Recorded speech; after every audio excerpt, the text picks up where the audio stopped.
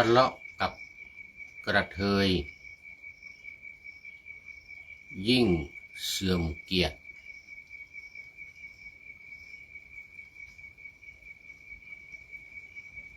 ยาซอเสียดนิ่งไว้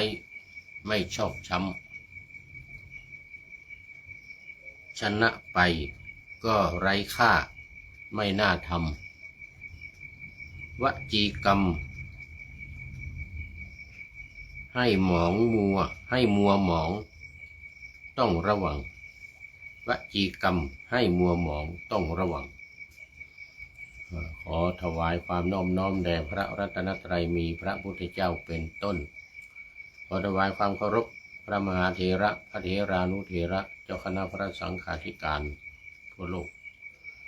มีพระเดชพระคุณพระธรรมเสนาบดีเจ้าคณะภาค7วัดพระธาตุดอยสุเทพเป็นต้นและขออำนวยพรแด่ท่านผู้ฟังท่านผู้ชมสาธุชนพุทธบริษัททั้งหลายวันนี้รายการธรรมทัศน์ของวัดพระธาตุดอยสุเทพเอาอากาศทางสถานีวิทยุวปท2จังหวัดเชียงใหม่มีร้อยเอกจำนงปัญญาวัฒโนเป็นหัวหน้าสถานีและอาตมาภาพพระครูปริยัติยานุศาสตร์เป็นผู้บรรยายเป็นประจำทุกวันเวลา7:30 นาทีถึง8 นาฬิกาวันนี้ก็บันทึกเสียงล่วงหน้ามา2 วันตุนไว้ตุนรายการไว้จากวัดพระธาตุดอยสุเทพผ่านทาง Facebook ไลฟ์สวัยเทพบุญเหมือนเดิมตอนนี้ขอต้อนรับท่านอาจารย์สุรศักดิ์พรหมศรีรอบดึกมิดไนท์รอบมิดไนท์มาก่อนเพื่อน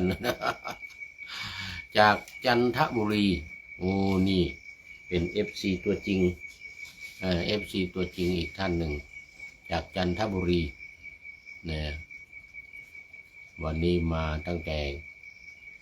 ไก่ไม่ทันหูสุริโยยังไม่จับขอบฟ้าปะหน้าธรรมาสยังไม่เสร็จ มาแล้ว โมทนาเป็นอย่างยิ่งนี่นะเช้าวันนี้ตื่นแต่ดึกตื่นแต่เช้าเลยคือดึกนี่คือวันนี้วันที่บันทึกเสียงนี่นะแต่ว่าแต่เช้านี่หมายถึงวันที่รายการนี้ออกอากาศวันที่รายการนี้ออกอากาศก็โมทนาขอบคุณมาก วันนี้นึกว่ารอบดึกนี่นึกว่าไม่มีใครแล้วเอามันจะ4 ทุ่มแล้ว3 ทุ่มกว่าจะ4 ทุ่มแล้วผู้พูดนี่ก็ยกตาไม่ขึ้นแล้วนี่ยกเปลือกตาไม่ขึ้น วันนี้จัดรายการทั้งวันเลยเป็น7-8 รายการมั้งนะเนี่ยนี่สุดท้ายละนี่รายการนี้สุดท้ายละเดี๋ยวจะต้องพักผ่อนละนะตุนไว้เพราะว่าเผื่อไว้วันพรุ่งนี้วันมะรืนนี้วันพรุ่งนี้จะไม่มีเวลาจัดรายการนั่นรายการวันพรุ่งนี้รายการมะรืนนี้ก็ต้องพยายามตุนเอาไว้เนื่องจากว่าเกิดราศีตุลด้วย เกิดเดือนตุลานี่มันราศีตุลนะแต่ตุลของตุลามันไม่ใช่ว่าตุลรายการนี่นะ ไม่ใช่ตุลรายการอันนั้นเป็นตุล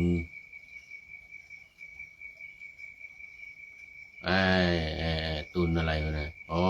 ตราช่างตุลตัวนั้นหมายถึงตราช่างที่เราช่างของเนี่ยที่มันเท่ากันเนี่ย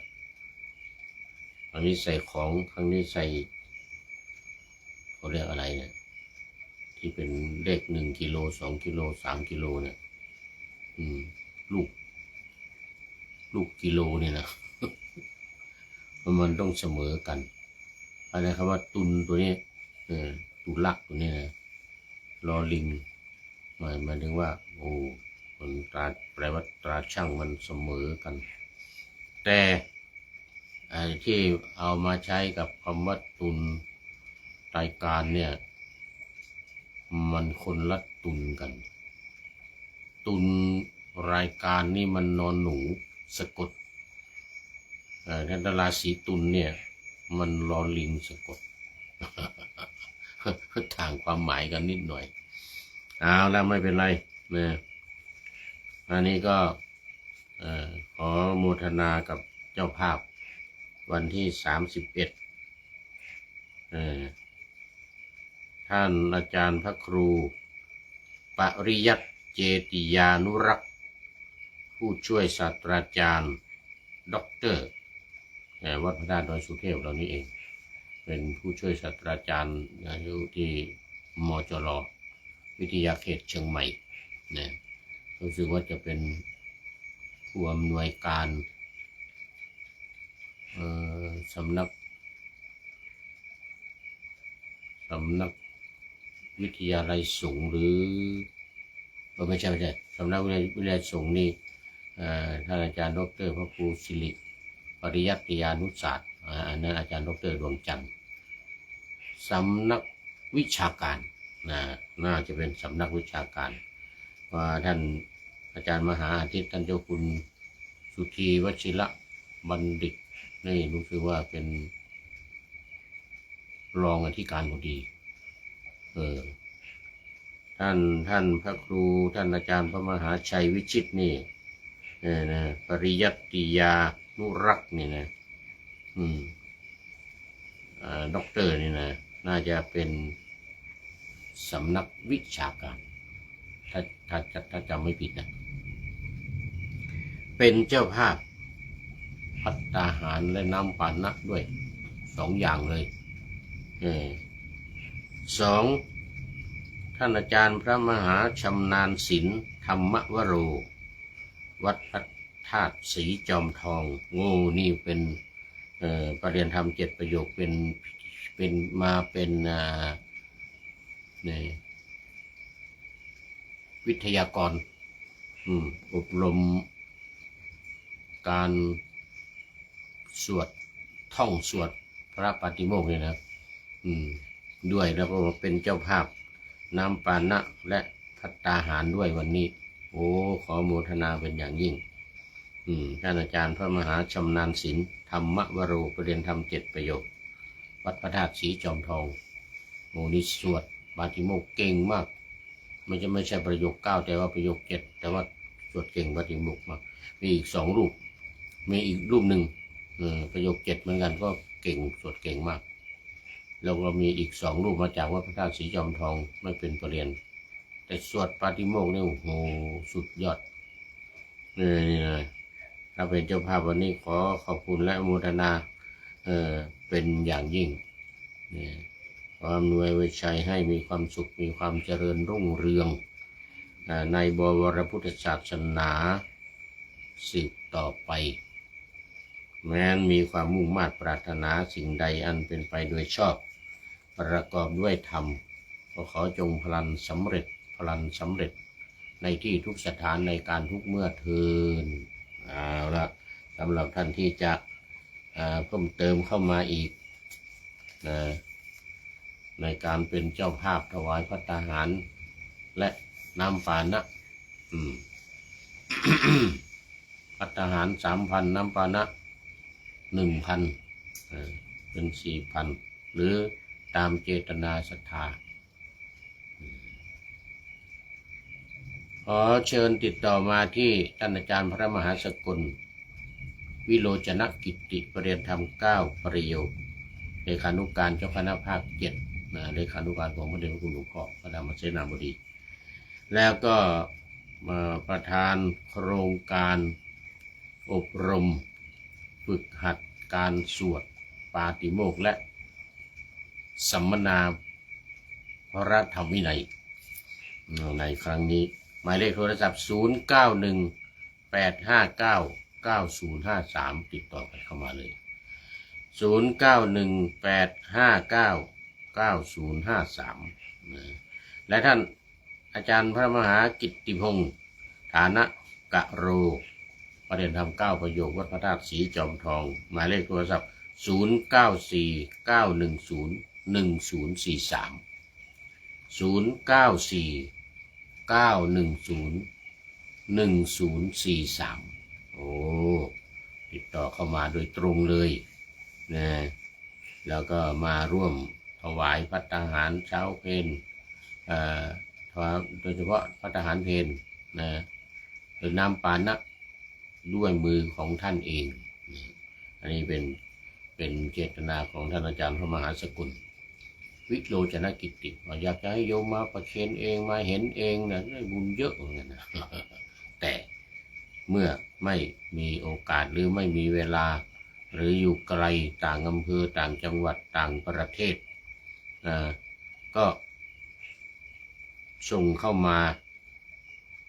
ธนาคารกสิกรไทยในนามของวัดพระธาตุดอยสุเทพเลขบัญชีธนาคาร211-280-6698นะ211-280-6698อันนี้ก็ตามอัธยาศัยตามเจตนาศรัทธาตามกำลังทรัพย์ไม่ต้องเป็นวันก็ได้200 300 500 1,000 2,000 3,000อะไรก็ไม่ต้องเจาะจงว่าเป็นอาหารหรือเป็นน้ำปานะได้ทั้งสองอย่างเลยก็ขอเชิญตามอัธยาศัยเอาละสำหรับวันนี้เช้าวันนี้ก็เข้ามาสู่เนื้อหาสาระของธรรมะกันเลยวันนี้เรื่องธรรมะสำคัญมากวันนี้ธรรมะสำคัญมากบุคคลฆ่ามารดาบิดาฆ่าพระราชาผู้เป็นกษัตริย์2 พระองค์และฆ่าแว่นแคว้นพร้อมด้วยเจ้าพนักงานเก็บสวยแล้วเป็นพราหมณ์ไม่มีทุกข์ไปอยู่เหมือนนะเป็นพราหมณ์นี่หมายถึงว่าเป็นพระอรหันต์นะคำว่าพราหมณ์ในที่นี้จะหมายถึงว่าเป็นพระอรหันต์ไม่มีทุกข์นี่นิทุกโขไม่มีทุกข์ยาตีไปอยู่ที่ว่าสำคัญที่ว่าแปลกนี่ก็เพราะอะไรเพราะว่าการฆ่ามารดาบิดาการฆ่าพระราชาเนี่ยซึ่งเป็นกษัตริย์ถึง2 พระองค์เนี่ยเสร็จแล้วก็ฆ่าแว่นแคว้นพร้อมด้วยเจ้าพนักงานเก็บสวยของแว่นแคว้นนั้นคือคนเก็บภาษีนะถ้าปัจจุบันนี้เราเรียกว่าเสียภาษีเก็บภาษีในภาษาบาลีทางพุทธศาสนาเราเรียกว่าเก็บสวยเพราะสมัยก่อนนี่มันไปเก็บเป็นซอยเป็นถนนเนี่ยไปเก็บมาเก็บเงินมาหรือว่าอาหารการกินอะไรเนี่ยเอามาให้ทางเจ้าหน้าที่เจ้าข้าราชการนะเป็นเงินเดือนนะเงินเดือนข้าราชการเนี่ยนะเราต้องไปเก็บเขาเรียกเก็บสวยมาไปเก็บจากประชาชนตามหมู่บ้านเป็นซอยเป็นถนนนี่อย่างนี้นะเอาไปเก็บออกมาแล้วก็เอามาบำรุงแว่นแคว้นมาบำรุงบ้านเมืองมาดำเนินกิจการนั้นในนี้ทางสร้างถนนหนทางสร้างอะไรต่างๆกิจการเอาเป็นเงินเดือนของข้าราชการทหารตำรวจอะไรต่างๆเนี่ยก็ได้เงินจากเก็บสวยมาจากประชาชนทั้งนั้นเลยปัจจุบันนี้เขาเรียกว่าเสียภาษี เสียภาษีให้กับรัฐ นี่อันนี้คือเจ้าพนักงานคนเก็บสวยแล้วทำไมการฆ่าบิดามารดาเนี่ยคนจริงมันเป็นอนันตริยกรรมนะเขาเรียกว่ามันมีอยู่5 อย่างฆ่ามารดาฆ่าบิดาฆ่าพระอรหันต์ฆ่าเดี๋ยวมารดาบิดาฆ่าพระอรหันต์ทำพระโลหิตของพระตถาคตของพระพุทธเจ้านี่ให้ห่อขึ้นมา4แล้วข้อที่5การทำลายสงฆ์ให้แตกแยกกันเขาเรียกว่าทำสังฆเพศง่ายอย่างนี้เป็นอนันตริยกรรมเป็นกรรมหนักตกนรกอย่างเดียวตายไปแล้วตกนรกอย่างเดียวแต่วันนี้พุทธองค์ตรัสว่าการฆ่ามารดาบิดาการฆ่าพระราชาการฆ่าแว่นแคว้นฆ่าพนักงานเก็บสวยเนี่ยเป็นอรหันต์ไม่มีทุกข์ไปอยู่ว่างั้นมันเป็นยังไงมาดูอรรถกถาแล้วปรากฏว่ามารดาบิดาในที่นี้ดูมารดาก่อนมารดานี้จะหมายถึงตัณหาว่างั้นโดยเฉพาะกามตัณหามารดานี่นะตัณหา3 อย่างกามตัณหาภวตัณหาวิภวตัณหาเนี่ยความหมายของคำว่ามาตาหรือมารดาเนี่ยหมายถึงตัณหา3 อย่างกามตัณหาเนี่ยกามคุณ5รูปเสียงกลิ่นรสนี่คือมารดาคำว่ามารดาในที่นี้ความหมายในทางธรรมในทางธรรมะเนี่ยนะธรรมะในทางพระพุทธศาสนาหมายถึงตัณหา3 อย่างแล้วบิดาล่ะบิดานี่คืออะไรบิดานี้คือลืมบิดานี่นะได้แก่เดี๋ยวก่อน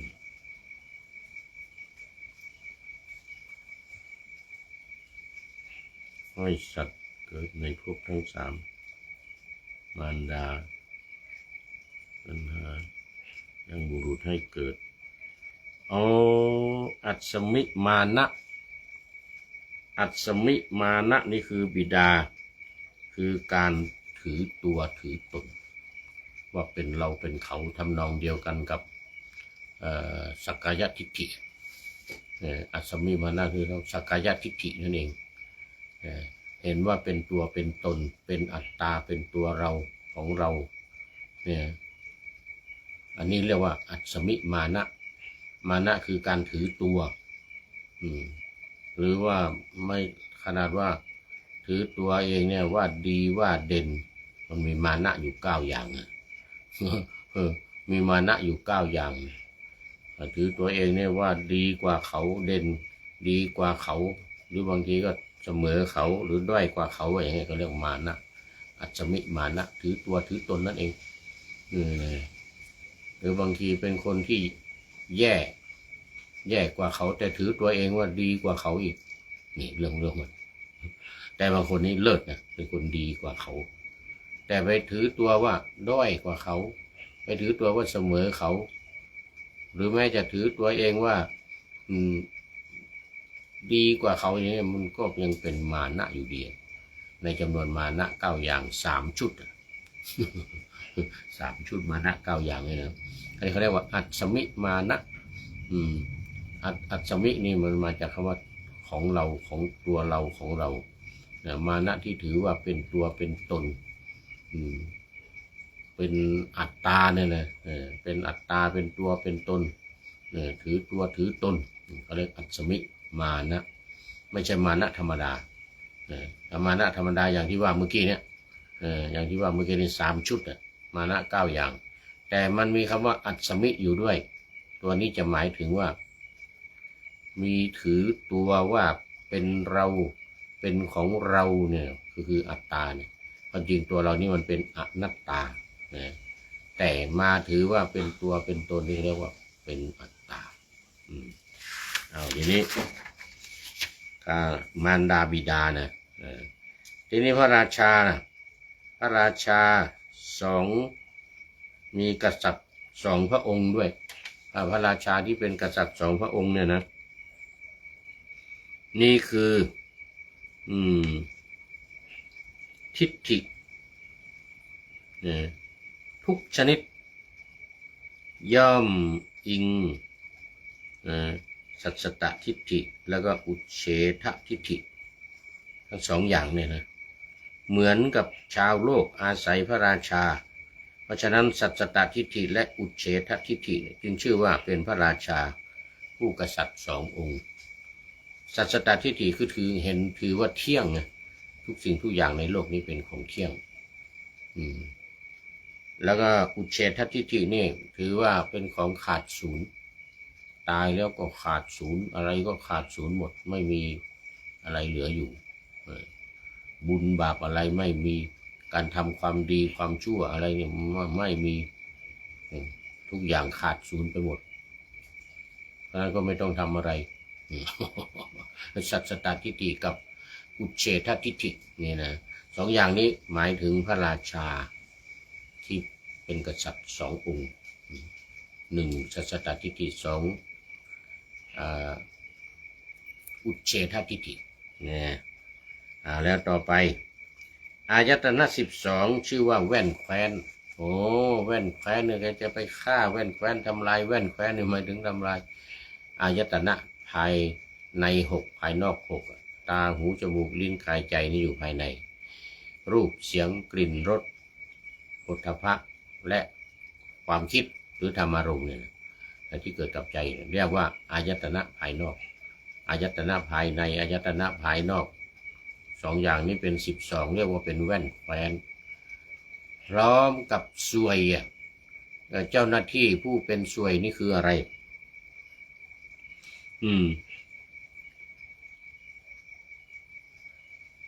ที่เป็นสวยนี่คืออายตนะนั้นดุจบุรุษเก็บสวยความกำหนัดด้วยอำนาจความยินดีที่อาศัยตาหูจมูกลิ้นกายใจเวลาสัมผัสกับรูปเสียงกลิ่นรสโผฏฐัพพะแล้วเกิดความยินดีขึ้นมาเกิดความกำหนัดคือความใคร่อยากจะได้ขึ้นมาตาเห็นรูปหูฟังเสียงจมูกดมกลิ่นอย่างนี้นะการเห็นรูปอย่างผู้หญิงเห็นรูปผู้ชายหล่อๆผู้ชายเห็นผู้หญิงสวยๆอะไรอย่างนี้นะอย่างนี้มันก็เกิดความใคร่ความอยากจะได้มาเป็นของเราอยากจะได้มาเป็นเมียอยากจะได้มาเป็นผัวผู้หญิงนี้สวยจริงๆอะไรนะอยากจะได้มาแต่งงานกับเราผู้หญิงก็อย่างผู้ชายนี้หล่อจังเลยอยากจะได้มาแต่งงานกับเราเนี่ยคงจะดีอะไรทำนองนี้นะก็เรียกว่าคนเก็บสวยความความกำหนัดกับความยินดีเนี่ยนะด้วยอำนาจของความยินดีเนี่ยนะเขาเรียกว่าเหมือนกับคนเก็บสวยดังนั้นก็เป็นสิ่งที่ไม่ดีนี่มันก็คนเก็บสวยพร้อมกับพนักงานนะเนี่ยถ้าฆ่าสิ่งเหล่านี้นะฆ่าบิดามารดาฆ่าพระราชาสองพระองค์ฆ่าแว่นแคว้นพร้อมกับพนักงานเก็บสวยดังกล่าวมานี่เนี่ยเป็นพระอรหันต์แล้วก็ไม่มีทุกข์เรื่องนี้มีเรื่องเล่าประกอบก็คือเรื่องของละกุณตกะภัตติยเถระพระเถระชื่อละกุณตกะภัตติยเถระนะเรื่องของเรื่องมันนี้ก็มีว่ามีภิกษุอาคันตุกะหลายรูปเข้าไปเฝ้าพระพุทธเจ้ามาจากที่นั่นที่นี้บางทีไม่ได้นัดกันแต่มาเจอกันที่นั่นหลายรูปแต่พระองค์ก็ตรัสถามว่าภิกษุทั้งหลายพวกเธอเห็นไหมพระพระที่เดินผ่านไปนั่นนั่นน่ะเขาฆ่ามารดาฆ่าบิดาฆ่าพระราชาที่เป็นกษัตริย์2 องค์ พร้อมกับเดี๋ยวค่าแว่นแคว้นพร้อมกับสวยพนักงานเก็บสวยว่างั้นเสร็จแล้วก็เป็นอรหันต์ไม่มีความทุกข์เดินไปนู่นภิกษุทั้งหลายก็งงงงเลยพระองค์ตรัสอะไรมาย้อนถามพระองค์ไงพระองค์ตรัสอะไรอย่างนั้นเหมือนกันนะโอ้จะเป็นฆ่ามารดาบิดาฆ่าแว่นแคว้นฆ่าคนเก็บสวยจะเป็นอรหันต์ได้ยังไงแล้วก็จะเป็นไม่มีทุกข์ได้ยังไงก็ต้องเป็นทุกข์ใช่ไหมนะพระพุทธองค์ก็เลยตรัสแสดงธรรมให้ฟังด้วยคาถาดังที่กล่าวมาวันนี้ว่ามาตรังปิตรังหันตวาราชาโนทเวจะกัตติเยรัตถังสานุจลังหันตวาอนีโคยาติพรามโนนะพรามนะคนนี้พรามนี่หมายถึงเป็นอรหันต์นะหมายถึงพระอรหันต์เพราะฉะนั้นสรุปเนื้อหาสาระวันนี้พระองค์ก็แสดงธรรมให้ภิกษุทั้งหลายฟังว่าเนี่ยการฆ่านี่มันหมายถึงอย่างนี้นะมารดานี่หมายถึงตัณหานะตัณหาสามกามตัณหาภวตัณหาวิภวตัณหานะบิดาหมายถึงอัสมิมานะเนี่ยถือตัวถือตนนะว่าเป็นอัตตาความจริงมันเป็นอนัตตาไม่ใช่ตัวไม่ใช่ตนว่างั้นนะแล้วแว่นแคว้นนี่หมายถึงอายตนะ12เนี่ยตาหูจมูกลิ้นกายใจแล้วก็รูปเสียงกลิ่นรสโผฏฐัพพะที่มาสัมผัสกันนี่นะส่วนสวยคนเก็บสวยหมายถึงความยินดีที่เกิดขึ้นเมื่ออายตนะภายนอกภายในมาบรรจบกันก็เกิดความใคร่ขึ้นมาเพราะมีความยินดีภิกษุทั้งหลายรับฟังแล้วธรรมเทศนานี้จบแล้วก็ตั้งในความเป็นพระอรหันต์เลยทีนี้พระอาคันตุกะทั้งหลายที่งงกันอยู่นี่นะพระพุทธองค์แสดงธรรมและอธิบายเสริมเพิ่มเติมให้ฟังแล้วโอ้เป็นอรหันต์ทีนี้จบพอดีเลยแล้วก็ดูไปดูมาเวลาหมดพอดีเลยโอ้โหนี่วันนี้จบพอดีเรื่องพระละกุณตกะภักกิยะจบพอดีวันนี้โอ้โมทนาสาธุเป็นอย่างยิ่งเอาละวันนี้หมดเวลามีใครเข้ามาโอ้ท่านอาจารย์สุรศักดิ์ท่านอาจารย์สุรศักดิ์วันนี้ก็เป็นท่านแรกแล้วก็เป็นท่านสุดท้ายเพราะว่ามันดึกแล้วตอนนี้ ท่านแรกแล้วก็ท่านสุดท้ายวันนี้โอ้ขอบูรณาขอบคุณเป็นอย่างยิ่งมาดูข้อคิดท้ายรายการวันนี้ได้มาจากท่านนายพลของเราเหมือนกันท่านนายพลตรีท่านนายพลนเรศจิตรักนายพลตรีนเรศจิตรักของเรานี่เองบอกว่าทะเลาะกับกระเทยหรือผู้หญิงยิ่งเสื่อมศักดิ์ศรีเพื่อนกระเทยทั้งหลายเนี่ยอย่าได้ไปทะเลาะเพื่อนนะแล้วเราสู้ไม่ได้ด้วยเสียงดังบัดโอ้โหเราสู้ไม่ได้กระเทยหรือว่าผู้หญิงเนี่ยนะอย่าไปเที่ยวทะเลาะเด็ดขาดทะเลาะกับผู้หญิงเนี่ยเสียศักดิ์ศรีหมดเสียเกียรตินะทะเลาะกับกระเทยหรือผู้หญิงยิ่งเสื่อมเกียรติอย่าส่อเสียดนิ่งไว้ไม่ชอบช้ำชนะไปก็ไร้ค่าไม่น่าทำไร้ค่าไปทะเลาะกับกระเทยนี่นะโอ้ไม่มีคุณค่าอะไรวจีกรรมให้มัวหมองต้องระวังมันเป็นวจีกรรมการที่ไปทะเลาะแล้วยิงไปทะเลาะกับกระเทยหรือไปทะเลาะกับผู้หญิง เสื่อมเสียเกียรติมากขอบคุณท่านนายพลนเรศจิตรักเป็นอย่างยิ่งที่ได้ให้ข้อคิดในเรื่องของการทะเลาะกับกระเทยมานี่นะกับผู้หญิงมานี่นะ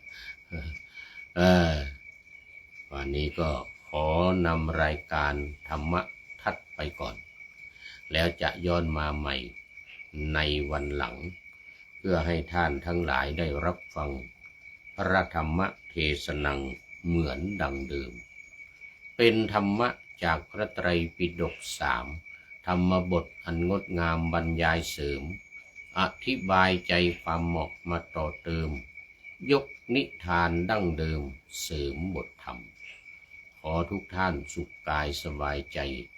ปรารถนาสิ่งใดอันเลิศล้ำจงเพิ่มพูนตามบุญงามและตามกรรมที่ได้บำเพ็ญไว้ทุกประการขอเจริญพร